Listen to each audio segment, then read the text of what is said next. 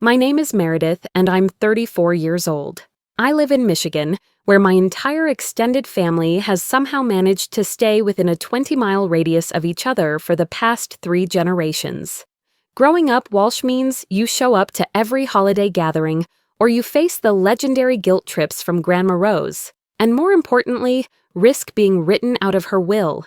The Walsh family construction business has been passed down for generations, and Rose controls both the company shares and a substantial inheritance that could set any of us up for life. Candace is my cousin on my mom's side. She's 2 years younger than me, and she's been the golden child of our family since we were kids. Here's the thing about Candace: she's stunning, like devastatingly Instagram influencer beautiful. Long auburn hair, piercing blue eyes, the kind of figure that makes clothing designers weep with joy. She knows it too. She's known it since we were teenagers, and she's weaponized it ever since. I used to think I was imagining things. Maybe I was just jealous, insecure, reading too much into innocent interactions. But after my divorce 2 years ago, when I finally started dating again at 32, the pattern became impossible to ignore. The financial pressure made it worse. Going no contact with family would mean losing any claim to the business or inheritance, something I couldn't afford to risk with my divorce settlement barely covering my condo down payment. The first time it really registered was when I was 25 and dating this guy named Andrew. He was a marketing manager, sweet and funny, with this nervous laugh that I found endearing. We'd been together about 5 months when I brought him to Easter dinner at my Aunt Diane's house. Candace showed up in this barely there sundress that was completely inappropriate for a family gathering, but nobody said a word. They never do. Andrew and I were sitting on the back porch talking with my uncle about his vintage car collection when Candace appeared with a pitcher of iced tea. She somehow managed to squeeze herself between us on the porch swing, pressing her bare leg against Andrew's thigh. She started asking him about his work, touching his arm when she laughed, leaning forward so he got a perfect view down her dress. I was sitting right there, but I might as well have been invisible. By the end of the afternoon, I caught them exchanging numbers. When I asked Andrew about it later, he got defensive, said I was being paranoid and controlling. We broke up 3 weeks later. He said he needed space to figure out what he wanted. 6 weeks after that, I saw them together at a downtown bar. His hands were all over her. That became the pattern. Every single relationship I had, every single man I brought to family events, Candace would set her sights on him like a heat-seeking missile. There was Owen, the teacher I dated when I was 27. Candace cornered him by the dessert table at Thanksgiving, spent an hour discussing her passion for education reform. They exchanged numbers to collaborate on some ideas. I found out later they'd been texting constantly. There was Kevin, the accountant who helped me navigate my divorce paperwork when I was 31. Candace asked him to look over her taxes at the Christmas party that year. When I questioned why she needed his help, Kevin accused me of being jealous and possessive. We broke up 2 months later, right as my divorce was being finalized. The worst part wasn't just losing the relationships, it was how my family enabled it. My mom would pull me aside and tell me Candace was just being friendly, that I shouldn't take it so personally. My aunt would suggest that maybe I should work on being more confident if I wanted to keep a man interested. Grandma Rose, who controlled the family purse strings, told me I needed to learn to be more feminine and charming like Candace if I ever wanted to be truly successful in life. After my marriage ended, 8 years with someone who turned out to be a serial cheater, I stopped bringing dates to family events entirely. I focused on rebuilding my life, my career, my sense of self. I bought my own condo with the divorce settlement, maxed out my 401k, took up hiking. I told my family I was taking time for myself, focusing on personal growth. The truth was, I was dating. I just refused to give Candace any more ammunition. But staying connected to family wasn't just about tradition. Grandma Rose had made it clear over the years that family loyalty was rewarded in her will. The construction business was worth millions, and she owned properties throughout the county. Cutting ties completely would mean forfeiting any financial security for my future. It was a calculated risk I couldn't afford to take, especially as a recently divorced woman starting over at 32. But then I met James, and everything changed in ways I never expected. It started with a volunteer program at the local library. They had this initiative where you could correspond with incarcerated individuals who were working on literacy skills. I signed up because I needed something meaningful to do with my free time, and helping people learn to read felt important. After the emotional devastation of my divorce, I was craving connection that felt real and purposeful. They matched me with an inmate named James Rodriguez. He was 36, serving the final 2 years of a 7-year sentence for armed robbery. His first letter was short and formal, thanking me for volunteering and saying he hoped to improve his writing skills before his release. I wrote back with basic information about myself, my work as a project manager at a tech company, my love of hiking, general Michigan weather complaints. He responded with more depth, telling me about growing up in Detroit, about the bad choices he'd made when he was young, about how prison had forced him to confront the man he wanted to become. His writing was raw but honest. There was something refreshing about his directness, his willingness to be vulnerable about his mistakes. We started writing once a week, then twice, then almost daily. James told me about the books he was reading, the anger management classes he was taking, his plans for when he got out. He wanted to work construction, maybe take some community college classes eventually. He had an aunt in Grand Rapids who'd agreed to let him stay with her while he got back on his feet. I told him about my divorce, about feeling invisible in my family, about Candace's pattern of sabotage. James didn't judge or offer empty platitudes. He wrote, "Your cousin sounds like someone who only feels good about herself when she's making other people feel bad. That's not about you, that's about her own emptiness." Something about the simplicity of that observation hit me hard. For the first time in years, someone was validating my experience without trying to fix me or suggest I was overreacting. The therapeutic language I'd learned during my divorce proceedings, boundaries, gaslighting, emotional manipulation, finally had a context where it made sense. We'd been writing for 10 months when James told me he was getting out in 8 weeks. He asked if I'd be willing to meet him for coffee. "No pressure," he said. He understood if the situation was too complicated, especially given what I'd told him about my family's judgment and my concerns about appearances. I said yes without hesitation. Maybe I was lonely. Maybe I was curious. Maybe I just wanted something in my life that was entirely mine, that Candace couldn't touch. The financial stakes with my family made it impossible for me to completely rebel, but I could at least control who I dated and how I lived my personal life. James was released in October. We met at a coffee shop in Grand Rapids 2 weeks later, and I recognized him immediately from the small photo that had come with his first letter. Tall, broad shoulders, dark hair cut short, and this genuine smile that reached his eyes. He was handsome in an understated way, not polished like the corporate guys I usually dated, but real. We talked for 4 hours. It was comfortable in a way I hadn't experienced in years, maybe ever. He told me about adjusting to life outside, about his construction job with a small company that hired ex-offenders, about staying with his aunt. I told him about my work, my condo, my complicated family dynamics. When he asked if he could see me again, I didn't hesitate. Dating James felt different from the beginning. He listened when I talked, really listened. He said what he meant without games or manipulation. He could read my moods better than people I'd known for years. When I was anxious about work deadlines, he knew to give me space. When I was upset about family drama, he knew when I needed to be held. For 3 months, we built something real together. James had this way of making me feel seen that I'd never experienced before. Maybe it was because he'd spent 7 years stripped of pretense, forced to confront who he really was. Maybe it was just his natural emotional intelligence. Either way, being with him felt like coming home to myself. My mom called in November asking if I was coming to Thanksgiving. I'd been avoiding her calls for months, but I finally answered. She said the whole family missed me, that Grandma Rose kept asking about me, that it had been almost a year since I'd attended a holiday gathering. There was an edge to her voice when she mentioned Rose. Everyone knew the family matriarch was getting older, and her decisions about the business and inheritance weighed heavily on all our minds. That night, lying in bed with James, I mentioned my family's invitation.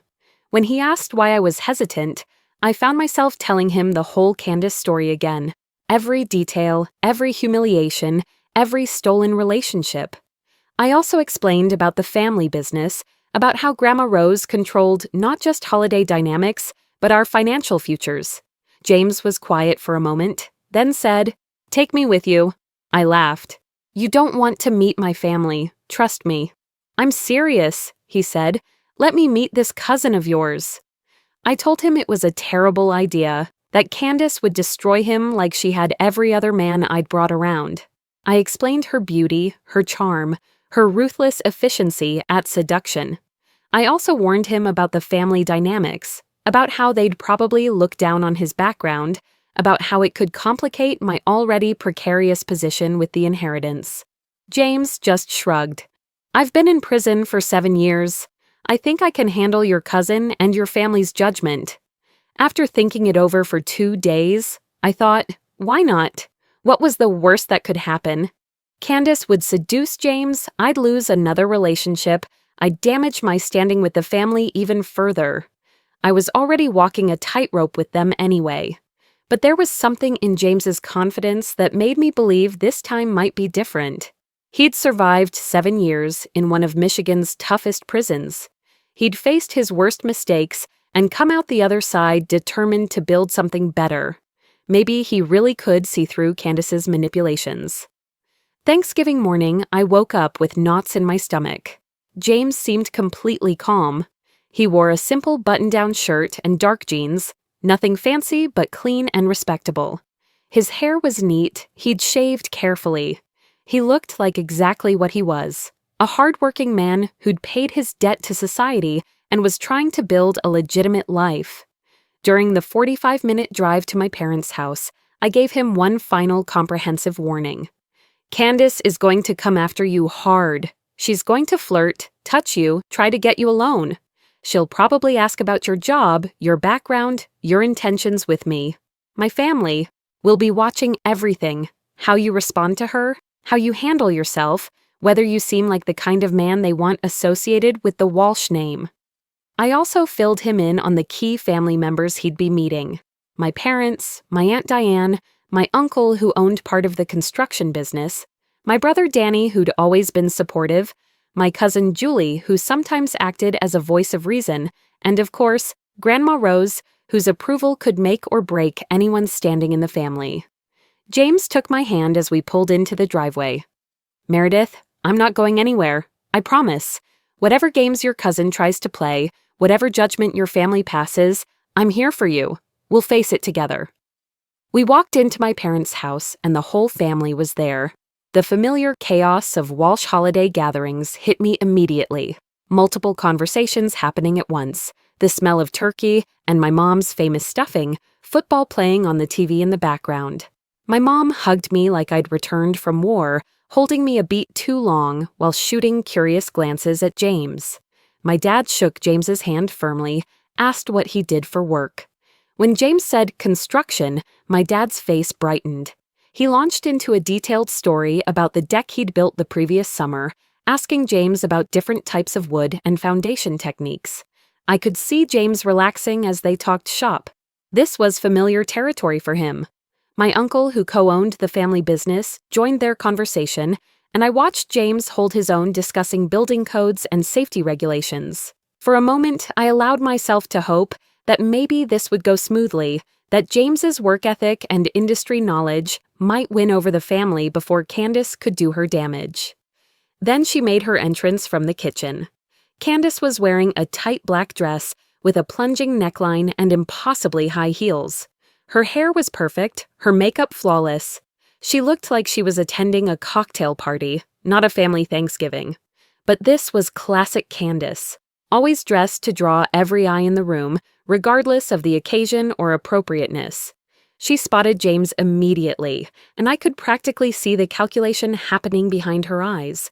Fresh meat, new challenge, Another opportunity to prove she was irresistible. She glided over with her predatory smile, the one I'd seen destroy so many of my relationships. "You must be James," she purred, extending her hand with perfectly manicured nails. "I'm Candace, Meredith's cousin." James shook her hand briefly, professionally. "Nice to meet you." Candace held his hand just a beat too long, studying his face. "I've heard absolutely nothing about you. Meredith keeps her life so private these days." She shot me a fake, innocent look that I'd seen 1,000 times before. "How long have you two been together?" "About 3 months," I said quickly, not wanting James to have to field her. Interrogation alone. "That's so sweet," Candace said, her voice dripping with false enthusiasm. "How did you meet? Online dating? Through work?" I opened my mouth, unsure what to say, but James answered first. "Through a pen pal program." Candace's eyes lit up with interest, like a cat spotting a wounded bird. "Oh, like one of those online networking things? That's so modern and interesting." "Something like that," James said, his voice even and completely unimpressed by her obvious fishing for information. This was the moment I'd been dreading. Candace launched into her usual routine with surgical precision. She asked James about his work, his background, his interests, his plans for the future. She touched his arm when she laughed, leaned in when he spoke, did everything she always did to mark her territory and draw male attention away from other women. But James was polite but distant. He answered her questions briefly, then turned his attention back to me or other family members. He kept his hand on my lower back, a steady, reassuring presence that told everyone in the room exactly where his loyalties lay. I could see Candace getting frustrated. This wasn't how it usually went. Usually, by this point, my dates would be fawning over her, finding excuses to continue conversations with her, getting flustered by her attention and beauty. James seemed completely immune to her charms. Dinner was more of the same torture. Candace maneuvered herself into the seat directly across from us, spending the entire meal trying to engage James in conversation. She asked about sports, movies, travel experiences. She told elaborate stories designed to make herself sound fascinating and worldly, laughing loudly at her own jokes that weren't particularly funny. James was polite throughout the meal. He nodded when appropriate, smiled occasionally, but mostly he talked to my uncle about construction projects and asked Grandma Rose about her famous stuffing recipe. He complimented my mom on the turkey, discussed football with my dad, and treated the whole family with respectful attention. But he kept holding my hand under the table the entire time, a gesture so simple yet so powerful that it made my heart ache with gratitude. After dinner, everyone moved to the living room for coffee and pie. This was traditionally when the real socializing happened, when guards came down and conversations became more personal. I watched Candace corner James by the dessert table, my heart pounding with familiar dread. This was usually when it happened, the private conversation where she'd work her psychological magic, find his vulnerabilities, plant seeds of doubt about me while positioning herself as the more attractive alternative. I saw Candace lean in close to James, invading his personal space in the way that had worked so effectively on every other man I'd brought around.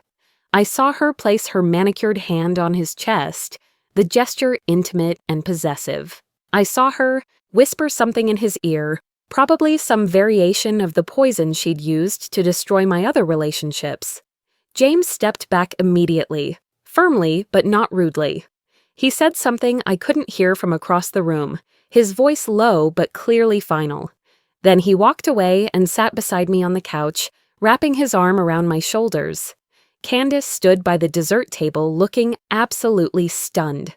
For the first time in her adult life, a man had rejected her advances completely and publicly. My mom, who had been watching the interaction, leaned over and whispered in my ear, "I like this one. He seems solid, like he has his priorities straight." I almost started crying right there in front of everyone. We stayed another hour.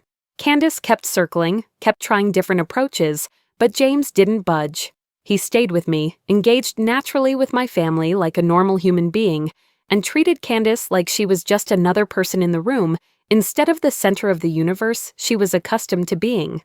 When we finally left, I felt like I could breathe again for the first time in years. As we drove away from my parents' house, I felt something I'd never experienced after a family gathering: genuine happiness and pride in the man beside me. In the car, I asked James what Candace had said to him by the dessert table.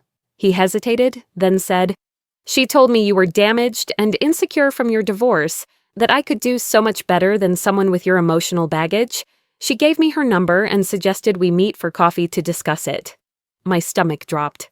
"And what did you say?" I told her I wasn't interested and that she should work on being a better person before trying to ruin anyone else's life.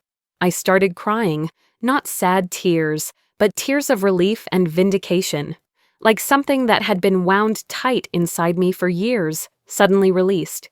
James pulled over on the side of the road and held me while I sobbed in the passenger seat. He didn't tell me to stop or ask what was wrong. He just held me until the storm passed. When I finally calmed down, I looked at him and said, "Why? Every other guy has fallen for it. She's beautiful and charming and knows exactly what to say." James looked at me like I'd asked the most obvious question in the world. "Meredith, I spent 7 years in prison. I learned pretty quickly how to spot people who are full of garbage. Your cousin is miserable. You can see it in her eyes when she thinks no one is looking. She's not confident, she's desperate, and desperate people are exhausting." He paused.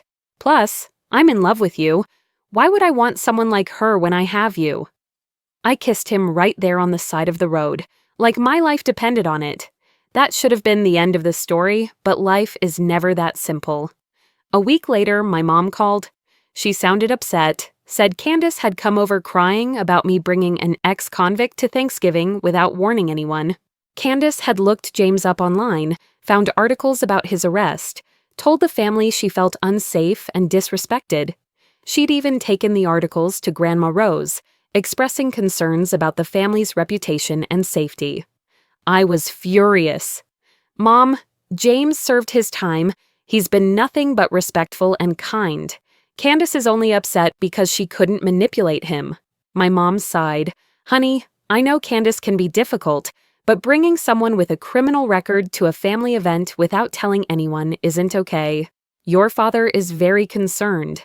Grandma Rose is reconsidering some financial decisions." The threat was implicit but clear. My standing in the family, my potential inheritance, my future financial security, all of it was suddenly at risk because I'd chosen to love someone who'd made mistakes in his past. I hung up on her. For 3 weeks, my phone was full of texts from various relatives. My aunt said I was being selfish and reckless. My uncle said I should have disclosed James's background up front. Even my cousin Julie, who I'd always considered an ally, sent me a long message about considering other people's comfort and safety. Only my brother Danny texted to say, "Candace is such a drama queen. James seems like a good guy. Don't let them guilt you into anything stupid." James felt terrible about the backlash. I told him it wasn't his fault, that my family was just looking for an excuse to make Candace the victim like they always did. But I could see it was eating at him. He'd worked so hard to rebuild his life, and now my family's judgment was threatening to tear down everything we'd built together. Christmas came and went. I spent it with James at his aunt's house instead of with my family. She made ham and mashed potatoes and didn't ask invasive questions or make passive-aggressive comments about my life choices. It was the best Christmas I'd had in years. Then in January, Julie called and asked to meet me for coffee. She said she had something important to tell me about Candace that couldn't wait. At the coffee shop, Julie looked nervous. She ordered a latte and just held it, not drinking. "I need to tell you something about Candace," she said. "You're not going to like it." Julie took a breath and told me that Candace had been in intensive therapy for the past year, diagnosed with narcissistic personality disorder and severe attachment issues stemming from childhood trauma. But more importantly, she'd become completely obsessed with James after Thanksgiving. "She can't handle the fact that she lost," Julie said. "She's been stalking him online, found his old social media accounts from before prison, even contacted his ex-girlfriend asking questions about him. She's been talking about filing a complaint with the police, claiming James threatened her at Thanksgiving. My blood ran cold. She wouldn't go that far. She's not thinking straight, Julie continued with tears in her eyes. She's desperate, and I couldn't let her destroy his life without warning you. I called James immediately and told him everything. He was quiet for a long time, then said something that surprised me. What if we just let her do it? Let her file the false report, and then we prove she's lying. James pulled out his phone and opened his voice memo app. I recorded our conversation at Thanksgiving. Prison habit. I record a lot of interactions, just in case something goes wrong. He played it back. Candace's voice came through crystal clear, propositioning James and bad-mouthing me. Then James's firm, polite rejection. The recording completely contradicted any claim that he'd threatened or harassed her. We decided to wait. If Candace filed a false report, we'd use the recording to prove she was lying and potentially press charges against her for filing a false police report. 3 weeks passed. Nothing happened. Then my mom called to say Candace had been in a minor car accident and wanted me to visit her in the hospital. Against my better judgment, I went. Candace was sitting up in bed with a small bandage on her forehead, looking genuinely surprised to see me. "Meredith, I didn't think you'd come. Mom said you wanted to see me." What followed was the most honest conversation we'd ever had. Candace told me about her childhood trauma, about years of therapy, about learning that her behavior patterns were destructive coping mechanisms. She apologized for everything: the stolen boyfriends, the family manipulation, the planned false police report that her therapist had talked her out of just hours before she was supposed to file it. I didn't forgive her that day, but I saw something in her I'd never seen before: genuine remorse and the beginnings of self-awareness. 6 months later, I moved in with James. We got a small house near his work, adopted a dog named Scout from the shelter. We started building a quiet, normal, beautifully boring life together. Last month, Julie called to say Candace was engaged to a woman named Monica from her therapy group. They'd been together for over a year, and Candace seemed genuinely different. When Julie asked if I'd consider coming to the wedding, I surprised myself by saying yes. The wedding is next month. I don't know if Candace has really changed or if she's just found healthier ways to seek validation. But sitting here with James and Scout, in our little house with our quiet life, I realize it doesn't matter anymore. I have everything I need right here. And for the first time in my life, that's enough. Actually, it's everything.